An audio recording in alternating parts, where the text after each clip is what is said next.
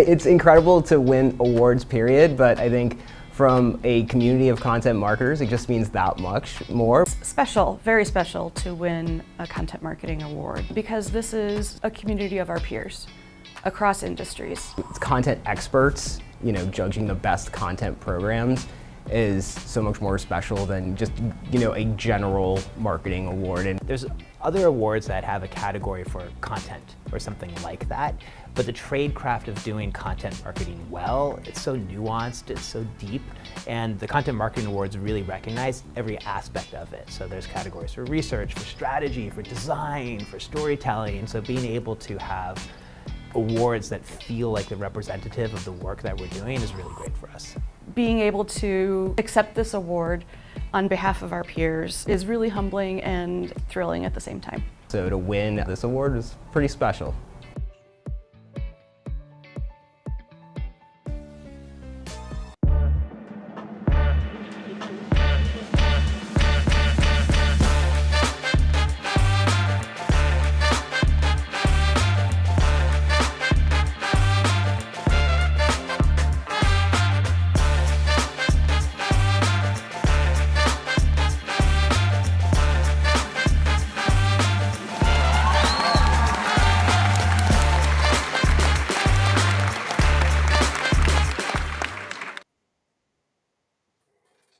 Hello, everyone. Good afternoon. Thank you for joining me for another episode of Live with CMI.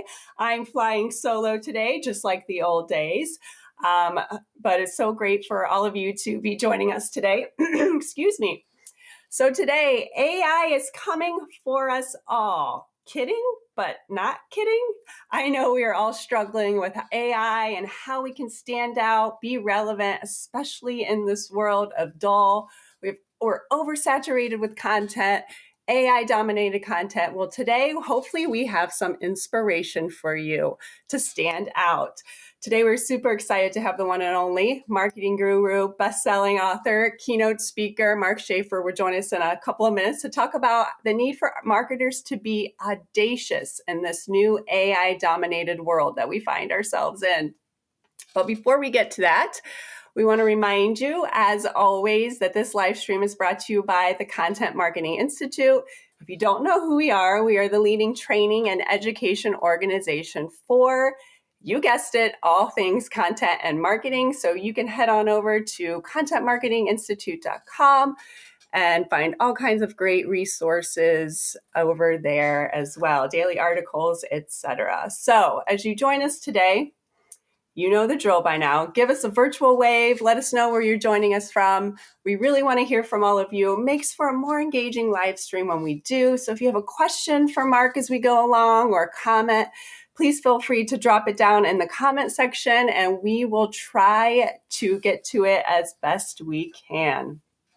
All right, let's get to it. Are you all brave enough to be a little nuts? We know we can't smart out AI. It's just not possible. And the only way to survive the avalanche of mediocrity we find ourselves in is to out-human the AI. So that is where, let me pull him up here, our very awesome guest here, Mark Schaefer. He's the marketing mastermind, keynote speaker, and you have a great new book out, and it is called Audacious: How Humans Win in an AI Marketing World. So, Mark, we are so excited for you to join us today. I'm happy to be here. I've had this circled on my calendar for a month. We are so excited. So let's start with this. Why, in your opinion, does most marketing suck nowadays? What are some of the biggest challenges that marketers face? Well, fortunately, it's not just my opinion. There's a lot of data and research on this.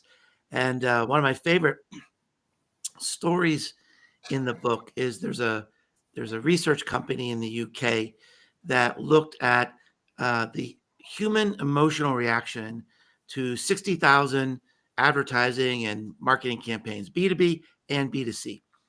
And what they found was about 2/3 of all these campaigns had no emotional reaction whatsoever. They just didn't work at all. They were so astounded by the failure and how boring this marketing was. They thought of the most boring thing they could think of, which was a cow chewing grass. They made a video of a cow chewing grass, put it through the same test, and found that the video of the cow chewing grass performed about as well, same level, as our advertising and marketing. And it occurred to me, if there was a CEO of the whole advertising industry, they'd be fired because it's terrible.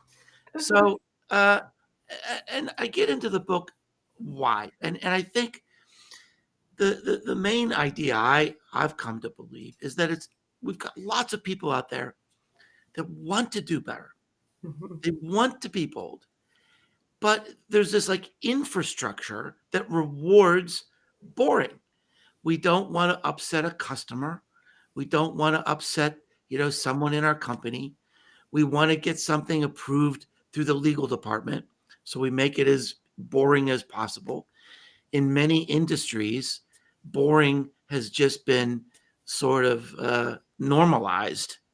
And as you start to think about this, Amanda, like I'm such a marketing geek. I'm always thinking about marketing. Think about like pizza. Pizza is like fun.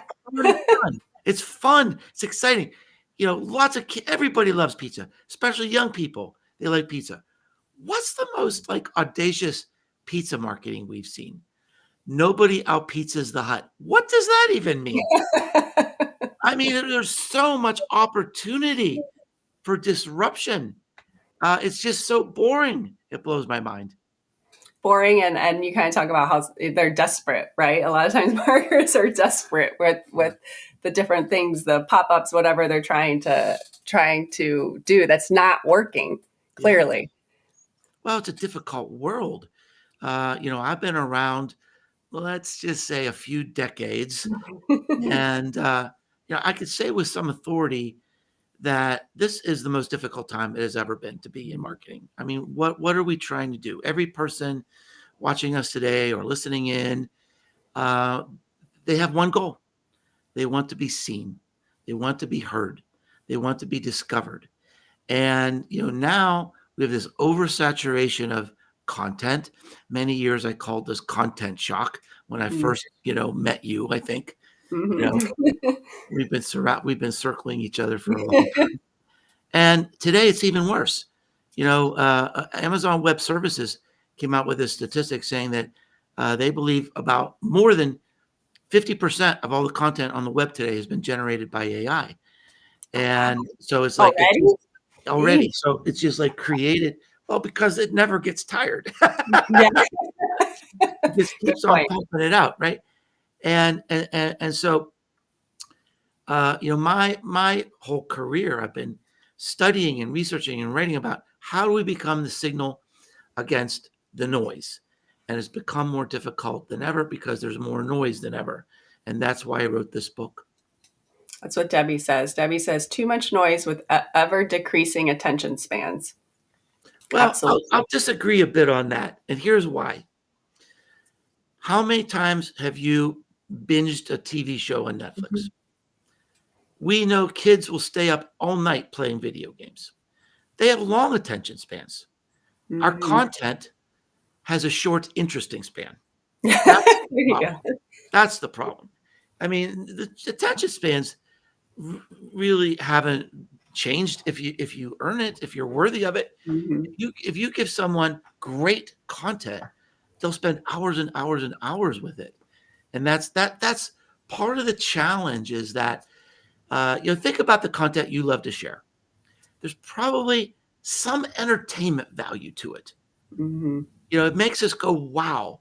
I talk in the book about this research that showed that the word most associated with viral content is awe, A-W-E, awe. Wow, haven't seen that before. But how many of us sit in our offices thinking about content, thinking, how can we be more entertaining today? How can we add awe to our marketing, right? We're in a rut. We're just doing things the same way over and over and over again. And we live in this time of magic. Mhm. We can do so much more, but we're just in a rut. We're just not thinking about bringing audacity into our marketing. So how do marketers start to tap into that? What are some ways they can do that? Super good way. Read the new book. It's so cheap. It's $20. You get 2 years of my life for $20. But the book contains a framework, right? So I had this amazing opportunity, Amanda. As I was doing research for this book, I got to meet and interview some of the most acclaimed creative talent in the world. It was so much fun. And I said, look, I want you to share all your secrets with me. I'm going to put these secrets in the book. And what I found is there is a pattern. And it kind of goes like this. What is your content? Okay. It's a narrative. You put that narrative in a certain place. You display it a certain way. And it's told by a certain person. Now, if we disrupt one of those three things, we're moving toward audacity. We're moving towards something disruptive that will command someone's attention. So just very briefly. So my book is organized into sort of 4 acts. The first act is about disrupting where you tell a story. Let me give you a quick example. There's a company called Lithographs. They'll put the whole text of famous books on a t-shirt or a blanket. It's for book lovers. What they did is they created temporary tattoos they put every sentence of a book on a temporary tattoo, gave these tattoos away to their fans. Then the fans put on the temporary tattoos on some body part, took a picture of it, and now you can go on this website and read the whole book on body parts, right? So it's like, this is telling a story in a new place, right? So it doesn't have to be expensive. It doesn't, so that's telling it in a new place. Now, number 2, how do we disrupt the actual narrative, the story?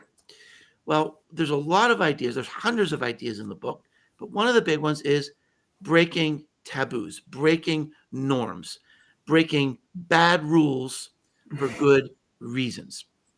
And so there's this research that I'm guessing a lot of people are familiar with. Jonah Berger wrote this book called Contagious. Excellent book, one of my favorites. What makes content go viral?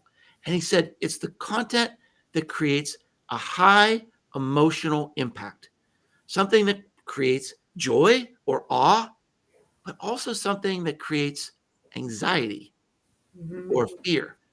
Now, like, that's different, right?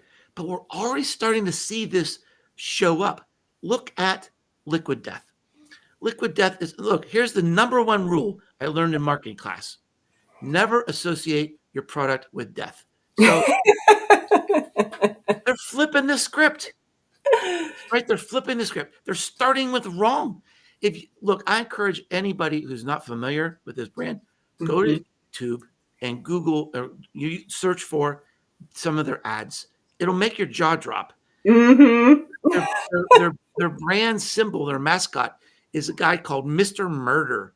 It's cringy, Yes. If you're familiar with the TikTok videos that Nutter Butter is doing, it's like, this is an LSD fever dream. This is absolutely horrific. And guess what? Their sales have tripled because they're doing what's the world of cookie marketing? Boring. Yep. Boring. What's the world of water, marketing water? It's all clear and pure, and it's called Rainbow Springs. And here comes Liquid Death. So we're shaking it up. We're going to be audacious. We're going to have some fun because we're going to get out of Vanilla Valley. We're going to make people a little anxious about what we do. So that's disrupting the story. The third one is disrupting the storyteller. And this is super important because chances are People today don't believe you. They don't believe your company. They don't believe your marketing, but they do believe each other.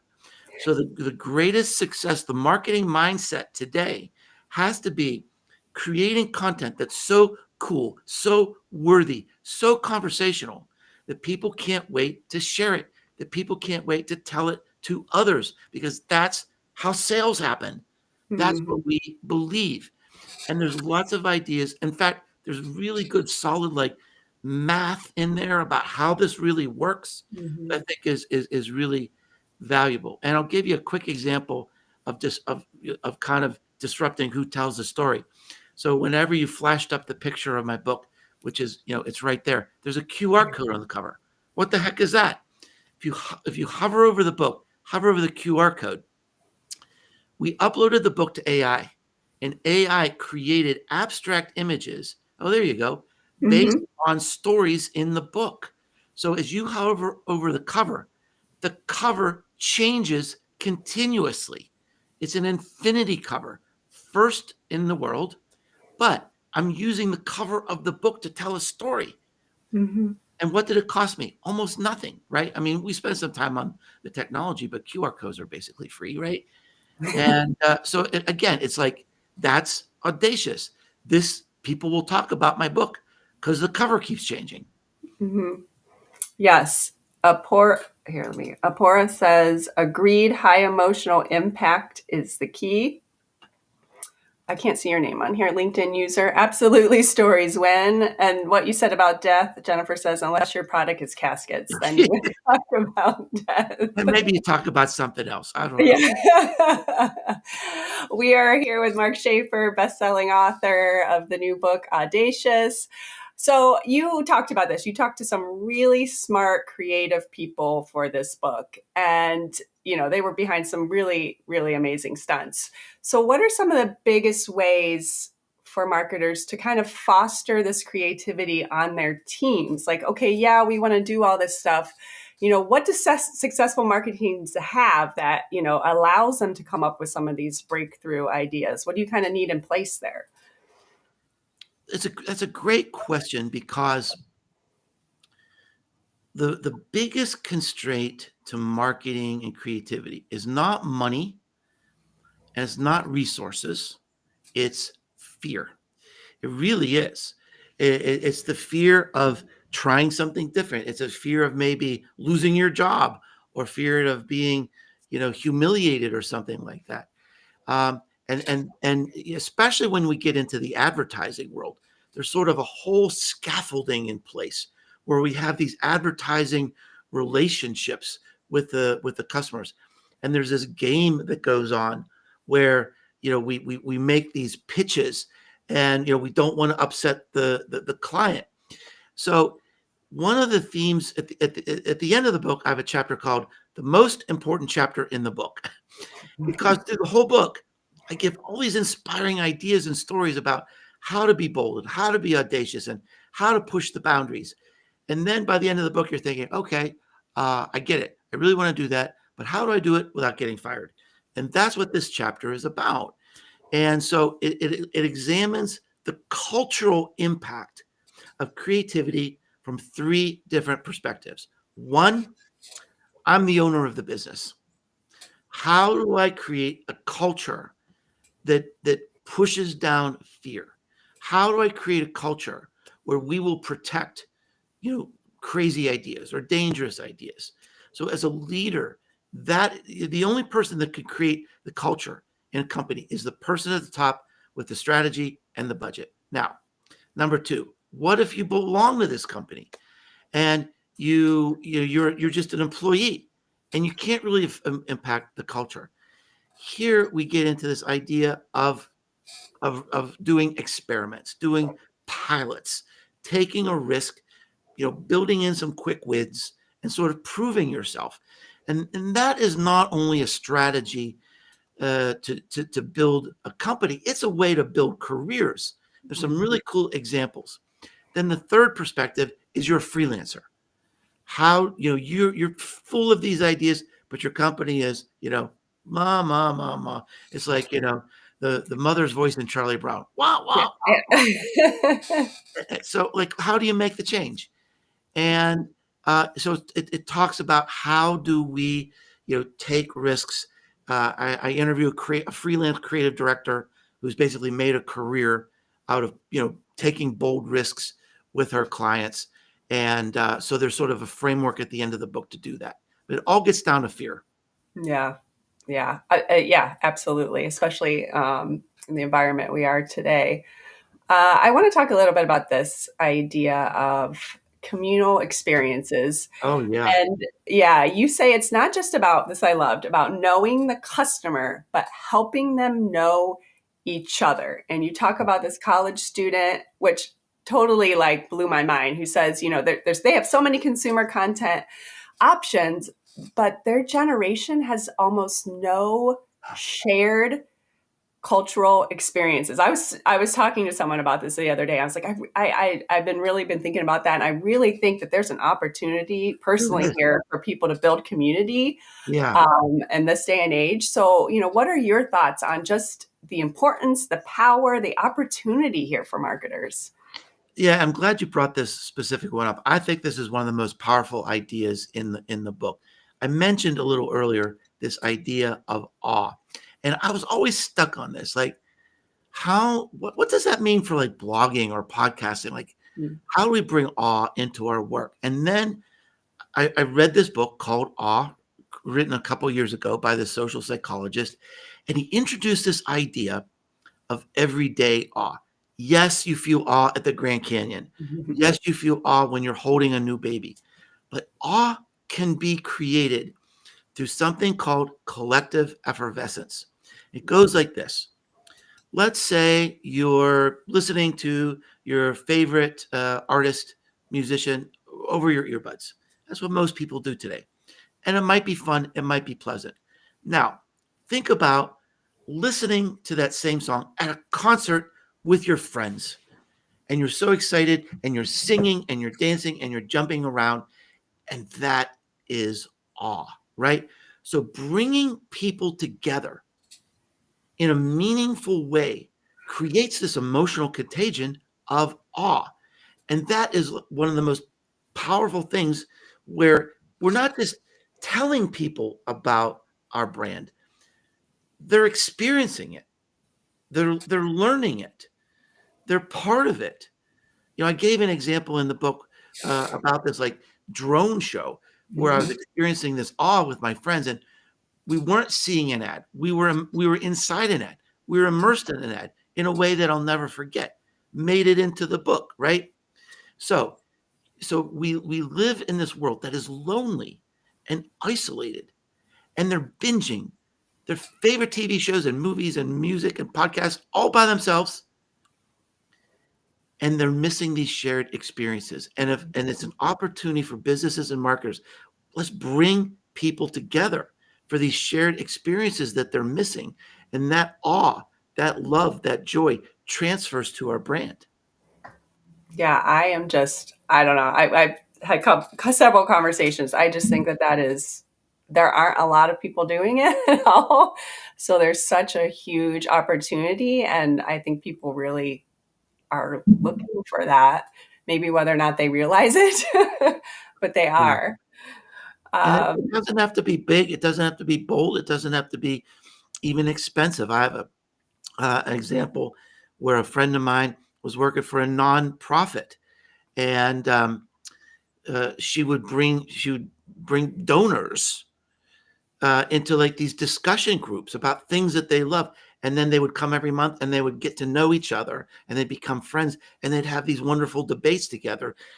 And the people who engaged in this communal event, their donations went up 10 times compared to the other people. Yeah, when you're just clicking on like donate now online versus like having that experience. Wow. Yeah. One other thing you talk a lot about in the book, which again, we all know, right? Word of mouth marketing. You say 2/3 of our marketing occurs without us. Right. And our brand used to be about what we said it was, and now it's about what others say about us. So they're basically, marketing for us essentially. So how do we what are some ways we can tap into that and help them do their job of marketing for us? I really think the first step is awareness to really learn about the opportunity. So I think intuitively we know word of mouth marketing is the most effective marketing because we believe each other. And I also want to bring this back to the theme of the book. So the book is called Audacious: How Humans Win in an AI Marketing World. So the book looks at what do we do that is uniquely human that the AI can't touch. Now, we just talked about this idea of awe, bringing people together in these special ways. AI can't do that. We do that. And the same thing happens with word of mouth marketing. So, word of mouth marketing, I mean, here's a challenge. We know it works, we know it's effective. And I'd like to know, is there anybody out there listening today that has a line item on their marketing budget for word of mouth marketing? Right? Probably no. But why? We know it works. Well, part of the reason is, it's not sexy. It's hard to measure. Yeah, but we know it works. And it's also the purest, most unadulterated form of marketing. And AI can't touch it. And so it's something that we need to learn about. It's something that we need to just experiment. Say, hey, we're going to take 5% of our budget, 10% of our budget, and we're going to do some experiments with word of mouth marketing. And there are lots of good ideas on how you can start with that in my book. Well, let's chat a little bit about AI. And the role that it plays in all of this, because we can't ignore it, right? So how do you see AI fitting in this idea of audacious marketing? Yeah, well, I kind of start off by saying this is the anti-AI book. I go on this little rant that says, AI, it's taking up all your content and it's chewing it up and then it's spitting it back out in some way that we can't recognize, but we're there. Our content is there. And what are we getting out of it? We getting money out of it? No. We getting attribution out of it? No. We getting leads? No. So, it's not the greatest world for marketers right now. However, we also live in this world of magic where we can use AI to help us be audacious. So, and we would really be remiss if we didn't do this. And here's where I think the future of content lies. The central theme of the book is that competent doesn't cut it. If you're competent, you're ignorable. If you're competent, you're going to be replaced because AI is competent. AI is more than competent. And so we've got to reach deep. We've got to reach for something bigger, something greater. And here's the thing that I know will persist no matter what happens with AI. And it is this: human created art. Art is an expression of the human condition. AI will be able to fake it. It's already doing that. It's creating paintings, it's creating art. But the art that we cherish the most will be from a human because it will be an expression of the human condition. And so it sort of inspires us that our content needs to approach the level of art, right? It can't just be average. It just can't be competent. It can't be. Or you're going, the bots are coming. They're here. They're already taking jobs. So we've got to take this seriously and look at the ideas in this book about how do we fit? Where do we uniquely add value? One of those ideas, we talked about awe, we talked about word of mouth, and also I think this idea of art. And that means having the courage, again, gets back to this fear thing, right? Having the courage to add our stories. There's only one you. You don't have any competition. If you have the courage to add your story, even if it's in B2B, even if it's a boring product, add personality, add your stories. Quick little thing I just thought of. I do coaching calls And, anyone could go on my site, sign up for a coaching call with me. This guy was a GI surgeon. And he wants to create content. He wants to create content. He said, I'm a doctor. I'm a scientist. If someone wants to know how much fiber do they need, I'll say 20 milligrams. That's the content. That's all there is. I said, what if you started off, I was sitting at my kitchen table. It was a beautiful morning. Sun was streaming through the window. And my wife made this wonderful loaf of bread, and it was steaming, and it was hot, and it was just so delicious. And I started to think about how important this is as a source of fiber. And many people wonder, how much fiber do I need and where do I get fiber? Let me talk about that today. He said, oh, said, I can do that. Yeah. Right?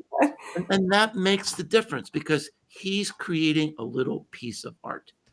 And that's where the world has to go. Awesome. That's a great way to wrap up. Debbie says, thanks for sharing your unique perspective with the world, especially in times when we are redefining being human and communicating efficiently in an AI world. Absolutely.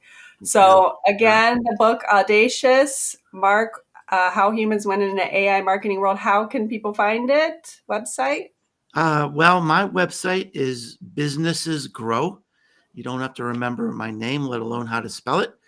But if you can remember Businesses Grow, you can find my site, which has my blog, my podcast now, and it's going into its 13th year, and all my social connections and Audacious. And Audacious is available in paper, hardback, Kindle, and audiobook. Awesome. Well, I truly appreciate, Mark, you taking the time to chat and share. I read the book in one day, so easy read, but very inspiring. We chatted about using it for our marketing team to sort of spark some creative ideas. So I highly recommend it to everyone to do the same. So I really appreciate it, Mark. Have a good rest of your week. I'm going to have an audacious week. All right. Yes. Even better. All right. See you, Mark. Thanks. Thank you, Amanda. All right. And I actually think my MIA co-host, there he is. Hey, what's up? The power is back on. I'm so sorry. I took the dogs out. We were in a meeting earlier, and I took the dogs out for a walk, and I come back, and I'm like, something is not right here.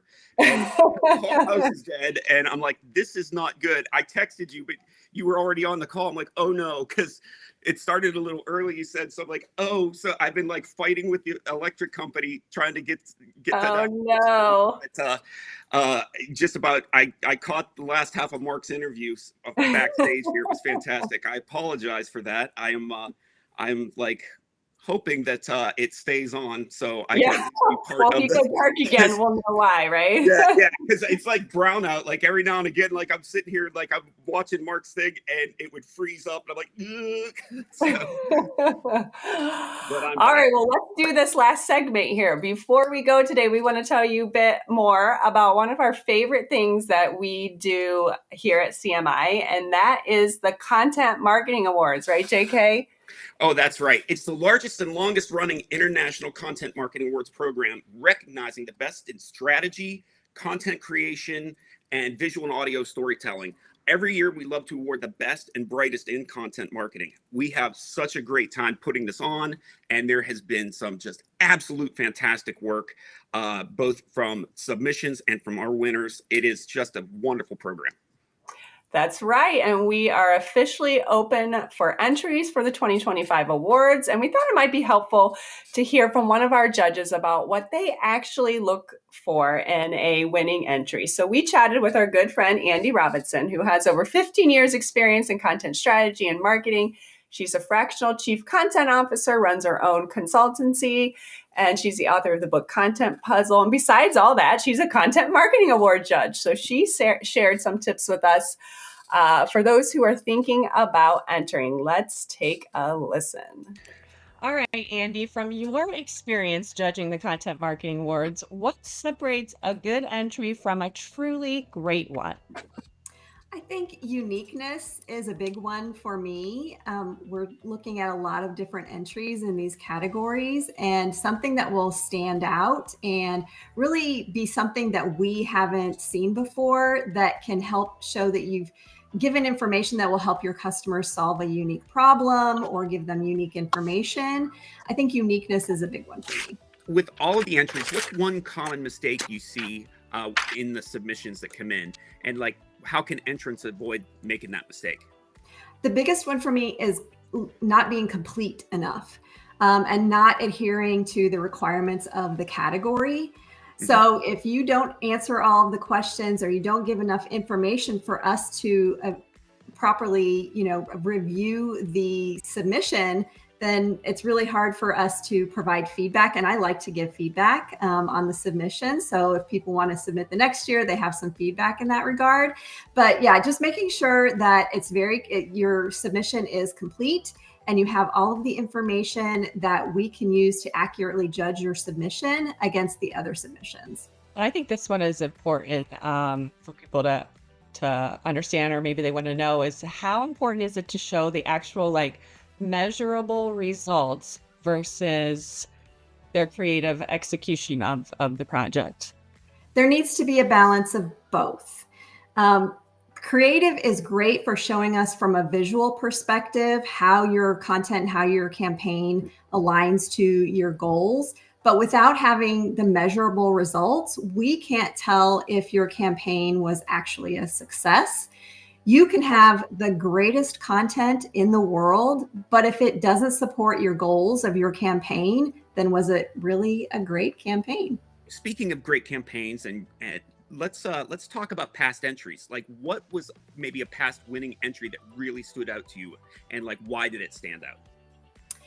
I think for me, one from last year from Ally, it was Money Personality. Was a fun, unique way for them to talk about a topic that not everybody likes to talk about, which is your money. And it showed that they had really great results of that campaign and that they were going to continue with it because they did have such great results. The creative was really unique and impressive. So for me, that would be the one that's kind of top of mind because it was just last year. So what's advice you would give someone who is submitting an entry for the first time to really make that entry stand out to judges like you? Right. Make sure you read through all of the requirements of the category that you're applying for, making sure that you're hitting all of the requirements in there. Make sure that you have everything complete, I think would be, for me, the biggest thing, because when I see submissions that they haven't given us their creative or they haven't given us the results, to me, that's a big no-no in your submission. Make sure you're giving us all of the information so that we can accurately judge your submission against all of the other submissions that we're looking at. I couldn't agree with you more, Andy, because having judged in the past, when somebody doesn't have a complete submission, but what they did supply was really good, but you need more of it to really be a thorough judge, you're like, oh, I just wish they would have added more. It can be frustrating sometimes because you see some really good work just kind of might get glossed over because they just didn't have a complete submission. And we're probably comparing it against other submissions that were more complete. So Correct. We have to weigh those two things.